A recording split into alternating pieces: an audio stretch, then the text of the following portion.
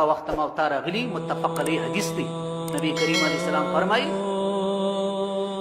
یتقارب الزمان، د قیامت د علامو څه یوه علامه دا دی زمانه به نږدې سي. زمانه چیش ته وایي؟ ورور ښکال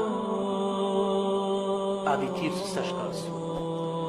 دومره به دا زمانه بې برکته سي چې کال به داسې چابک در باندې تیر سي ته به ودا میاشت بله جمعه م په یاد ته په خدای باور وکړه د ډېر شغل و د ډېر مصروفیت د وجې سړی پوهېږي نه چې وګورې ساعت دا واړې الخمیس او پنجشنبه الخمیس الجمعه جمعه د هغه وخت زمان یتقارب الزمان، زمانې به بې برکته سي. کال به میاشت ته ورسېږي، میاشت به هفتې ته ورسېږي، هفته به ورځې ته ورسېږي، ورځ به د ساعت حیثیت نه لري. یتقارب الزمان ویقبض العلم، د اخري زمانې د علاماتو څه یوه علامه دا ده چې علم به ختم سي. مفسرین، محدثین، علماء حق، حقانی علما، د دین په مغز بو علما به الله پاک در سپورته کړي. ویقبض العلم، علم به ختم سي. ځکه زه همدا غنیمت دی راسي څه په قرآن سر خلاص کړو، راسي څه په حدیثو سر خلاص کړو، د دې دین په مغز باندې یو څه ورننوځو چې څه وایي الله پاک څه فرمایي. ویقبض العلم، علم به ختم سي.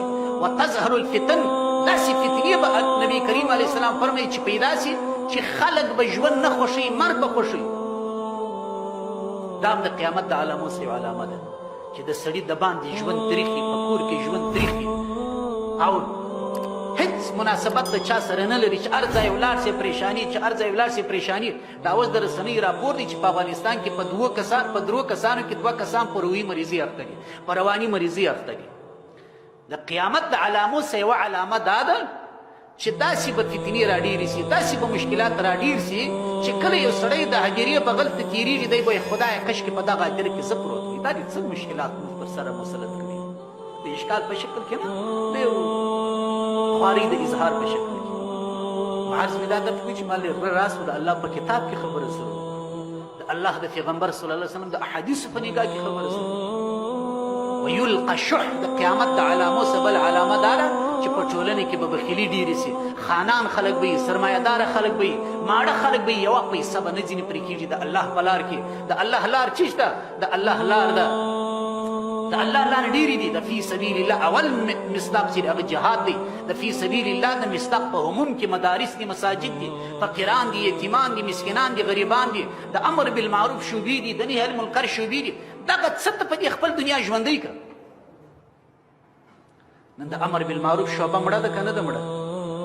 ملا صاحب هم درته ګاډې مې وجمه او بله جمعه په دې په کیسه کې ده.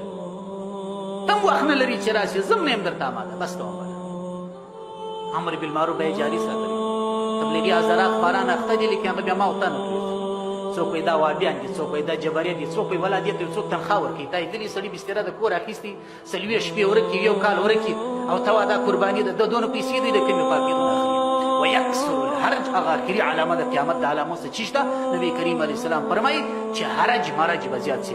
قالوا یا رسول الله وما الحرج، حرج بیا چی شته؟ حرج خو موږ نه پېژنو. قال نبي کریم علیه السلام وکړه القتل، القتل، وژنې به ډېرې سي.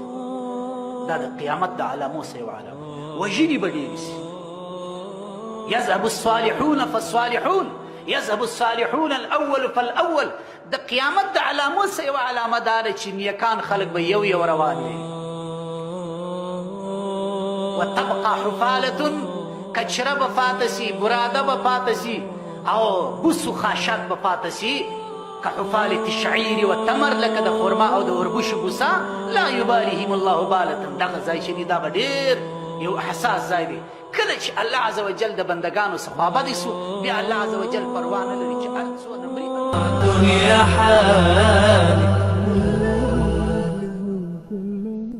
جاي ليل عالدنيا ضلمة، يا مناس في الدنيا ظلمة، في المظالم كل ظالم جايله ليل اسود وحاك. يا مكان فيها وياما، من هنا اليوم القيامة، الممالك والمهالك مالية دنيا